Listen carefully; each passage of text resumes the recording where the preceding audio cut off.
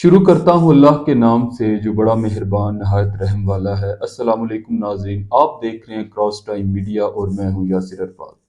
ناظرین، بظاہر فلموں کے اندر نظر آنے والے انڈر ورلڈ کے جو ڈان ہوتے ہیں، ان کی جو شان و شوکت دبدبہ ہوتا ہے وہ صرف ایک سکرین ہوتی ہے۔ جو اصل لائف ہوتی ہے ان کی، وہ ہمیشہ تھریٹ اور خوف اور جو خدشات کے نیچے گزر جاتی ہے۔ دیکھیں، فلموں کے اندر دکھائے جانے والے جو سین ہوتے ہیں وہ چند منٹوں اور گھنٹوں کی کہانیاں ہوتی ہیں، لیکن جو زندگی ہوتی ہے وہ دنوں، مہینوں، ہفتوں اور سالوں پر مشتمل ہوتی ہے۔ تو اس کے اندر اور بھی بہت سی باتیں ہوتی ہیں۔ آج کل جو پاکستانی میڈیا کے اوپر امیر بالاج کے قتل کا جو کیس ہے، جو واقعہ ہے، اسے بڑا رپورٹ کیا جا رہا ہے۔ ملتان روڈ پر واقع نجی ہاؤسنگ سوسائٹی میں سابق ڈی ایس پی اکبر اقبال بلّہ کے بیٹے کی شادی کی تقریب کے دوران امیر بلاج کو قتل کر دیا جاتا ہے۔ کچھ 5 سے 6 جو حملہ آور تھے، کچھ تعداد اس کی 4 سے 5 بتائی جا رہی ہے، اور کچھ تحقیق کے مطابق یہ 5 سے 6 تھے۔ وہ امیر بلاج کے اوپر اٹیک کرتے ہیں، اور امیر بلاج جو ہیں وہ ان زخمیوں کی تاب نہ لاتے ہوئے ہلاک ہو جاتے ہیں، جام حق ہو جاتے ہیں۔ امیر بلاج کا جو آخری سٹیٹس تھا، جو پوسٹ تھی، دیکھیں امیر بلاج ایک پڑھے لکھے نوجوان تھے اور وہ خاندانی دشمنی کی بھینٹ چڑھ گئے۔ امیر بلاج کا جو آخری پوسٹ یا سٹیٹس تھی وہ ایک حدیث تھی، حدیث نبوی صلی اللہ علیہ وآلہ وسلم، جس کا مفہوم یہ ہے کہ نبی کریم صلی اللہ علیہ وآلہ وسلم نے فرمایا، اگر کوئی شخص کسی تکلیف میں مبتلا ہو پھر بھی اسے موت کی تمنا نہیں کرنی چاہیے۔ اگر کوئی موت کی تمنا کرے تو یہ کہے کہ اے خدا، جب تک زندگی میرے لیے بہتر ہے مجھے زندہ رکھ، اور جب موت میرے لیے بہتر ہو تو مجھے اٹھا لے۔ امیر بلاج کے 2 بھائی ہیں، ایک امیر مصب اور ایک امیر فتح۔ ان کے 2 بیٹے تھے جن کی عمر 4 اور 5 سال ہے۔ اپنے دوستوں سے آخری دنوں خدشات کا اظہار کرتے تھے۔ انہیں ایک وہم سا لگا رہتا تھا کہ جیسے کوئی حادثہ ہونے والا ہے، کچھ بڑا ہونے والا ہے۔ وہ اپنے دوستوں اور اپنے کزن سے کہتے تھے کہ یار محتاط رہو، احتیاط کیا کرو، مجھے لگتا ہے کہ وہ میرے پیچھے لگے ہوئے ہیں۔ اب یہ خاندانی ایک دشمنی تھی جس کا جو آغاز تھا ان کے جو دادا تھے ان کے قتل سے ہوا تھا۔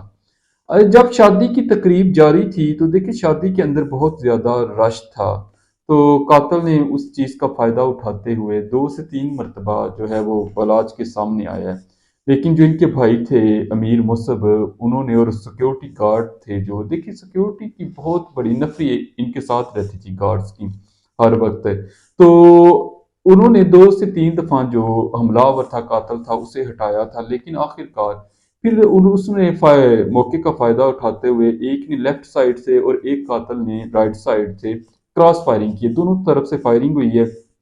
یہ فائر امیر بلاج کو لگے ہیں، اور امیر بلاج جو ہیں وہ زخموں کی تاب نہ لاتے ہوئے انتقال کر گئے۔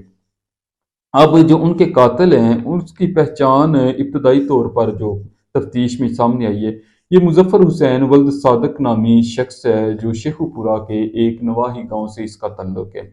یہ ایک حساس ادارے کا سابقہ اہلکار ہے۔ اس نے 4 شادیاں کر رکھی تھیں، 3 کو طلاق دے چکا تھا، اب چوتھی جو شادی اس نے کی ہوئی تھی یہ چل رہی تھی، اور اس کی وائف جو چوتھی ہے اس نے ڈیڈ باڈی کے لیے پولیس کے ساتھ رابطہ کیا ہے اور اپنے وکیل کے ذریعے۔ تو اب جو پولیس ہے اس کی وائف سے بھی تفتیش کر رہی ہے اور پوچھ گچھ کر رہی ہے۔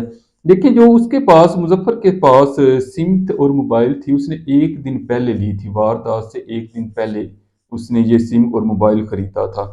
یہ جو سم ہے یہ کراچی کی ایک لطیفہ بی بی نامی عورت خاتون کے نام پہ ہے۔ تو مزید تفتیش ابھی تک جاری ہے۔ اس کے اندر جو نامینیٹ ہیں لوگ جو امیر مصب نے کروائے ہیں، تو ان کے گھروں پر بھی چھاپے وغیرہ پڑ رہے ہیں۔ سب سے پہلے امیر بالاج کے دادا بلّہ ٹرکاں والا جو تھے 1994 کے اندر وہ قتل ہوئے تھے۔ پھر اس کے بعد جو امیر بالاج کے والد تھے بہت مشہور ہوئے، وہ ٹیپو ٹرکاں والا کے نام سے، تو وہ سن 2010 میں ایئرپورٹ میں قتل کر دیے گئے تھے۔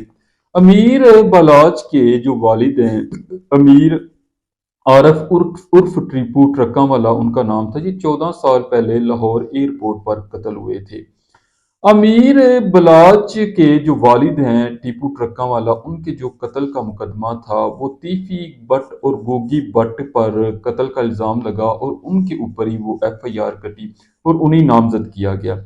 देखिए, ये जो अमीर बलाच थे ये ग्रेजुएट थे और इनके जो दूसरे दो भाई हैं वो भी पढ़े लिखे हैं। इन्होंने अपने सोगवारान में दो भाइयों को, बीवी को और दो छोटे बच्चे हैं जो बेटे हैं उनको छोड़ा है।